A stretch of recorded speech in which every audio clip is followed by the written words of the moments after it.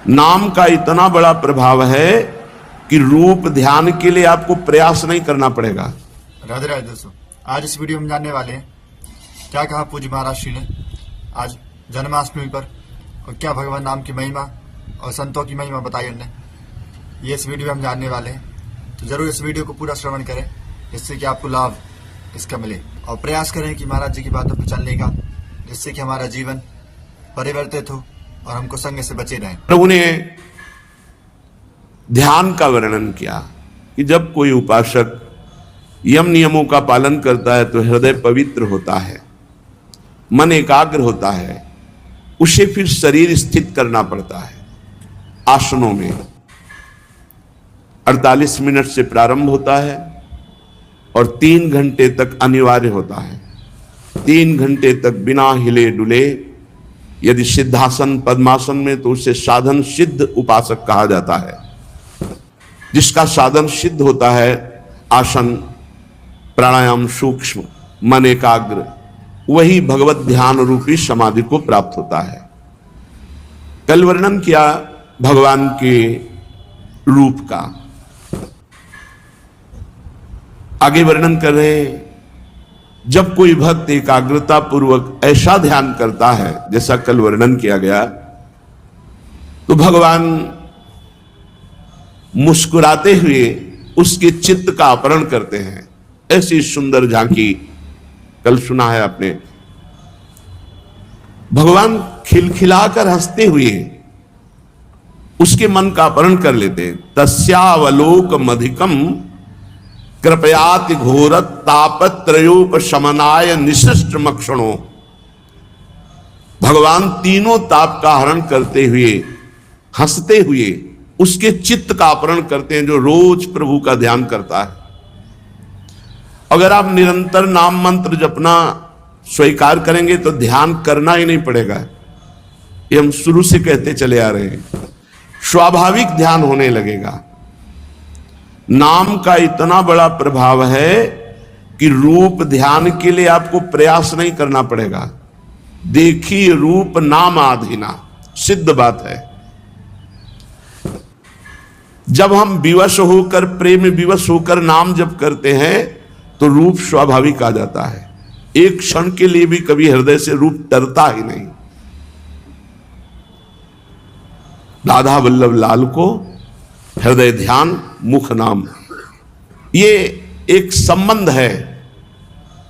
जब उपासक का नाम से दृढ़ लगाव हो जाता है, रुचि हो जाती है और वो निरंतर नाम जप करता है तो रूप अपने आप झलकने लगता है। अपने आप ध्यान नहीं धरना पड़ता, वो रूप प्रकाशित रहता है। आंख खोले या आंख बंद करे, उसके सामने इंद्रनीलमणि श्याम मनोहर सात कुंभ तनु गोरी प्रिया प्रीतम झलकते रहते हैं। पी मूर्ति नयनन बसे, वो बस जाते हैं आके।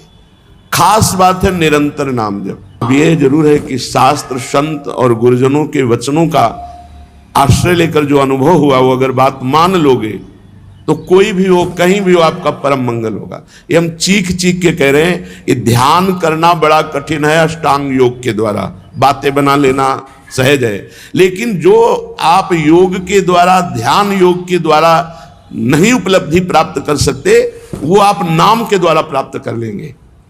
बहुत सुंदर बात है। जपत हरि विवश तव नाम प्रतिपद विमल, तो मनस तव ध्यान ते निमिष नहीं तरीबो। नाम जप का सीधे ध्यान से संबंध है। नाम पहारू दिवस निष्ठ, तो ध्यान तुम्हार कपाट। बहुत ध्यान का संबंध है नाम से।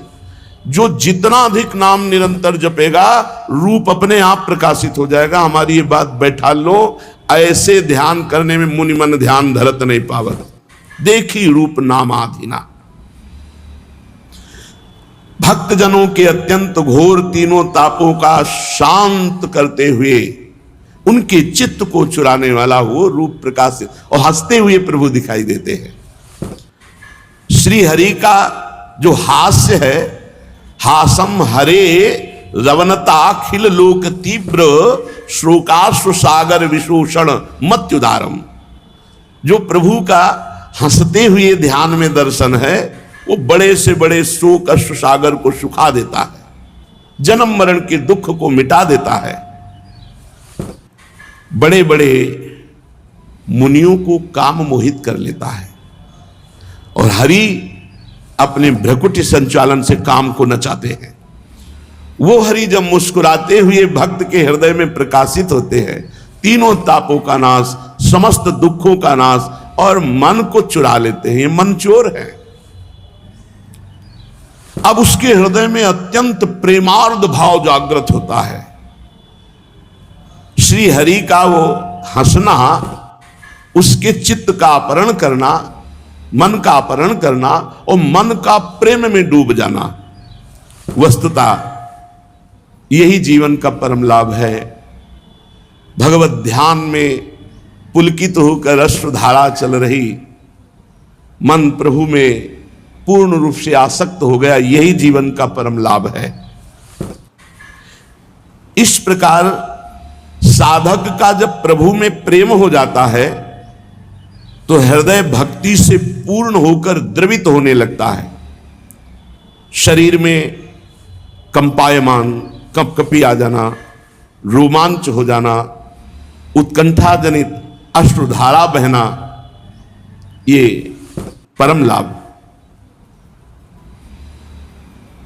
ये जो पुलकावली है, जब शरीर कंपायमान होता है, रोम रोम पुलकित होता है, जन्म जन्म के मलिनताओं का सफाया हो रहा है। कभी ऐसा जीवन में हो तो उसे गुप्त रखना, किसी को बताना नहीं।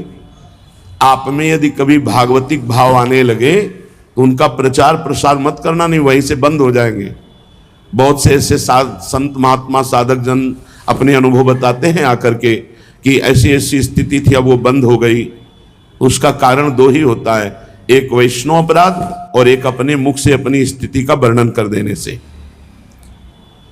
एवं हरौ भगवती प्रतिलब्ध भावो भक्त्या द्रवद हृदय उत्पुल कहा प्रमोदात औत्कंठ बाष्प कलया मुहुरर्द मानस तच्चापि चित्त बडिशम सनकैर वियुंक्ते।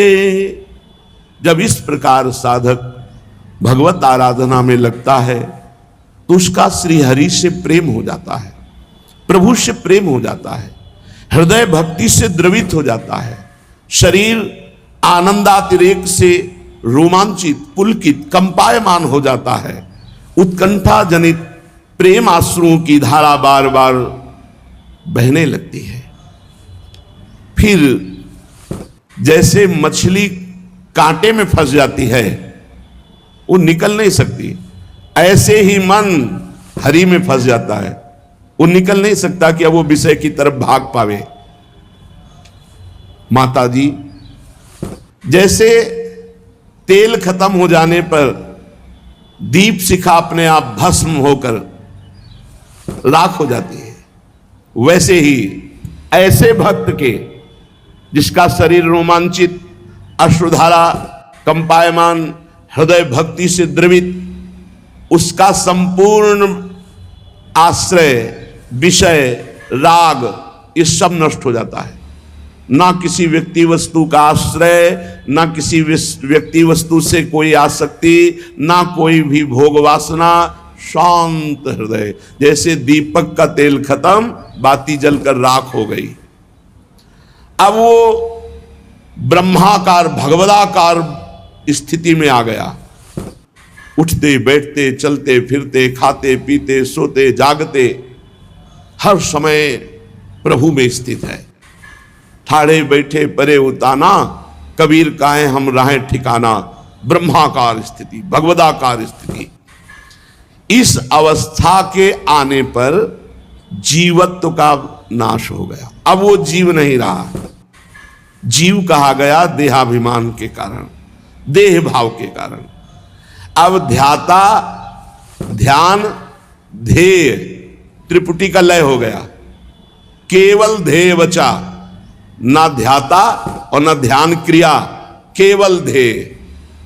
ब्रह्म नहीं, माया नहीं, नहीं जीव नहीं काल, अपनी हु सुधि ना रही एक रहे नंदलाल। अपनी हु सुधि नहीं।